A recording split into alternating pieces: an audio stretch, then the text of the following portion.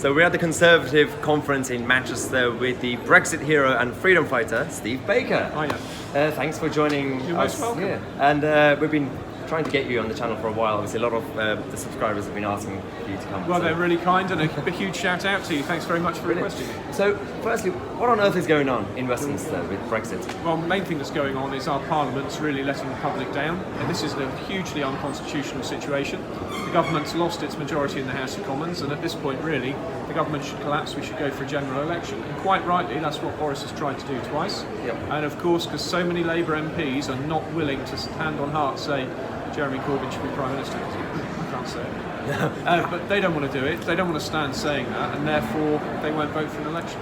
But have you ever had a situation in history where the opposition essentially supporting the government, they don't want an election? I'm guessing even if we call no confidence ourselves, they'll probably defend the government. I'm not the greatest historian, but I don't think so. I don't think this has ever been, there's no precedent for this. But of course the abomination here is the Fixed Term Parliament Act. So there's only two ways to a general election: for 2/3 of the Commons to vote for it, or to have two no confidence votes 14 days apart. Right. So, you know, I'm afraid Parliament's holding the Prime Minister hostage. They're not letting him govern, and they're not letting him get to a general election. So this is very, very bad, unconstitutional, and I think unprecedented. There's a lot of obviously people on my channel and everywhere else who are concerned, Brexiteers who are concerned about if we're actually going to be leaving because of the couple of options that Remainers have. But I personally keep saying that a lot of these options are not really feasible unless they get their act together. For example, they can revoke Article 50, but I don't think I don't think they've got the courage to revoke Article 50. So can they do it? Apart from the Ben bill, I'm sure they can find something, but what's the likelihood? Well, they're panicking now, right? Yeah. So they put through this Kinnock Amendment, which obscures the purpose of the bill. They cocked that up. I mean, that went through almost by accident. Yeah, that was funny actually. No tellers were put in because it was a free vote, because the whips didn't want to take the whip off Theresa May. Then the whips didn't put tellers in because it was a free vote. They didn't tell me and Mark to put tellers in, which we could have done. So it was just, I'm afraid, a decision by the government to make it a free vote, of course, yes. But actually it might end up helping because it's damaged the Act. Yeah. So I understand now that the Remain side are panicking, that they know that's a bad piece of legislation. Who knew that you got bad legislation if it was done from the backbenches unconstitutionally in a big rush? Surprise. Yeah, no, are you currently still, despite the issues and ups and downs, still optimistic that we're going to be leaving? So I've got absolute confidence that Boris Johnson is going to maintain his political will to leave somehow 31st of October. He's going to have to obey the law. We obey the law in of course, But unless it's absolutely forced upon him by some combination of an out of control backbench coalition of the opposition and some Tory rebels, and the Supreme Court enforces it in a way that is unhelpful. Unless it's forced upon him, he will take us out, I believe. Of course. Now, there's a question in terms of there were a number of Brexiteers, MPs, like yourself and Mark Francois and a few others who, at the time, even with the third meaningful vote, you went with your principle. You didn't compromise at the time. But if there were, hypothetically, a good deal, which obviously won't have us tied to the ECJ or Customs Union or anything else, would you vote for it or not? Well, look, so we're not going to vote for any old rubbish, right? I said this at a fringe earlier. Having come this far, voted against the rubbish deal 3 times, not giving in under pressure. We've got a public duty now to read any deal and take a serious decision. So we're not going to vote for any old rubbish just because it's Boris. That won't do. Nor are we going to vote against anything unthinkingly. And Boris knows this, obviously. Because we've talked to him closely. So, I mean, I'm in the privileged position now. If I text the Prime Minister, he'll reply, and we'll speak as well. So he knows that, and I've got great faith in him that if he wants, if he comes back with a deal, to come back with a deal that he and I can both vote for. So I'm pretty optimistic that he won't put before us a deal I can't vote for. And he's already said he won't give us a 4th shot at Theresa May's deal, which is a huge relief from what I expected. Yeah, that's the kind of biggest fear that obviously a lot of people he's ruled it out. Because then people are following the news and the mainstream media who are basically trying to just give on the surface what's happening. And so a lot of people are afraid that, does that mean Theresa May's deal is coming back? I don't want to be too critical of the media because I support a free press. Of course. But a lot of the analysis is really disappointingly shallow. There's a whole load of people who've been impressing on me that we should have voted for the deal, who it turns out have never read the deal, haven't read any analysis of the deal, don't know what the deal would have done to the UK, and they're wrong. But then they just deal with everything in like a merely political way. And are we hardening, softening all this crap? Yeah. But the reality is, we'll read the text of any deal Sure, and take a decision. Yes, and obviously there's still it's still likely that no deal will happen. So that's also on the table. It's not off the table yet. So well, it's clear that Boris would go to no deal if he felt he needed to and if he legally could. Now, going back to your political career in terms of who you are, obviously you're a more libertarian-leaning conservative.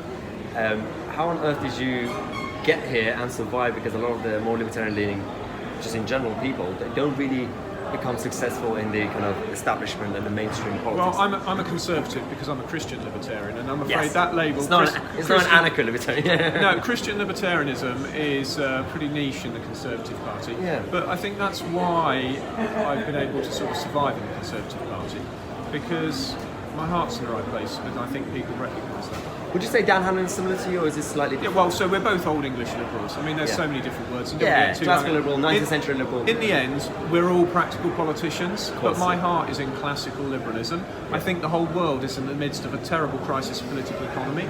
It's a crisis of social democracy. In other words, it's a crisis of big government funded by high taxes and excess borrowing, and in the end, currency debasement. And I think that caused the global financial crisis. Yes. I think it causes the crisis of capitalism afflicting everyone. Yep. I think it causes Trump. I think it causes Corbyn. I think it causes Five Star and the League in Italy, AFD, and the rise of nationalism and populism. So what I think is happening right now is that social democracy is in a terrible existential crisis. The problem for somebody like me, who's a real practical politician, is I want, and it's in my heart as well as the practice, I want to honour the pledges the state has made to pensioners and to children, on healthcare. Yes. The welfare state's made an enormous number of pledges, funded them through currency debasement and borrowing, way beyond the limits of taxation. But somehow we, this generation, have got to make sure we honour the elderly and others by keeping the promises that we made, and that's going to be difficult. I guess the problem is these phrases, left, right, liberal, conservative, these sort of things are now kind of obviously meaningless because they become more complicated. Yeah. But if we go back to it, because obviously, as we said, we describe people like me and yourself more classical liberal, 19th century liberal, whatever. But I feel like because of the last few years, especially because American politics is becoming kind of involved here, and liberal conservative means something else there than here, and everyone right now... So let's keep it really simple, if I may. I believe in freedom. I believe in liberty under the rule of law. And the reason I believe in that is because I'm absolutely convinced of the dignity of the individual and the absolute moral, legal and political equality of every person.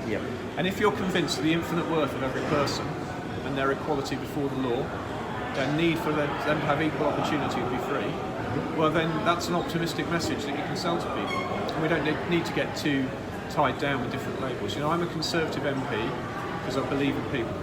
Absolutely, and we should, and it's about time that the party actually finally we'll say, please vote Conservative because we believe in you, we believe in you. And finally, kind of want to know in terms of the post-Brexit, because as we said just now in this conversation, it's linked to Brexit, because the whole concept of Brexit is to take power from more of a big government to a smaller government, and ideally more localised. So what's what's your post-Brexit Britain? So when I set out an agenda for Conservatives for Britain, in 2015, I put an article in the Telegraph, which people can find online. It's titled something like "Conservatives will stand up for Britain if the EU lets us down." And I talk about making the world fit for the 21st century, the age of the internet and inexpensive air travel and containerisation, and the way that real people actually live. Yes. Which is much more horizontally organised, much less deferential, much freer, much more capable of choosing for themselves. But that doesn't mean all the rules get thrown out the window. We still need to be a civilised democracy that protects workers, cares about the environment, because of course. And that doesn't mean it's going to be a total free-for-all, but we need to be advancing liberty and creating a world that people really want to live in. So I would like us to have power closer to people, more accountable. I'd like us to use power a bit less. Yes. I think people have grown up enough to know that, for example, you shouldn't smoke in enclosed cars with children.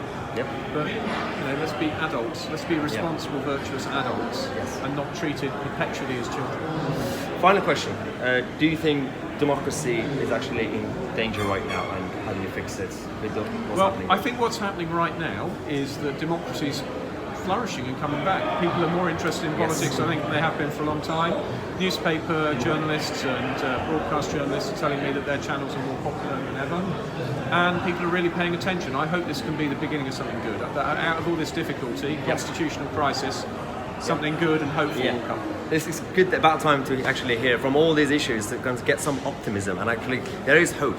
All these ups and downs will get us somewhere better than this. So it's got to, right? That is the long history of humanity.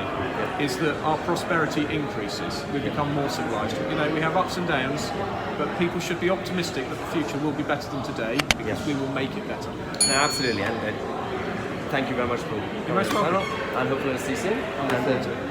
Thanks everybody.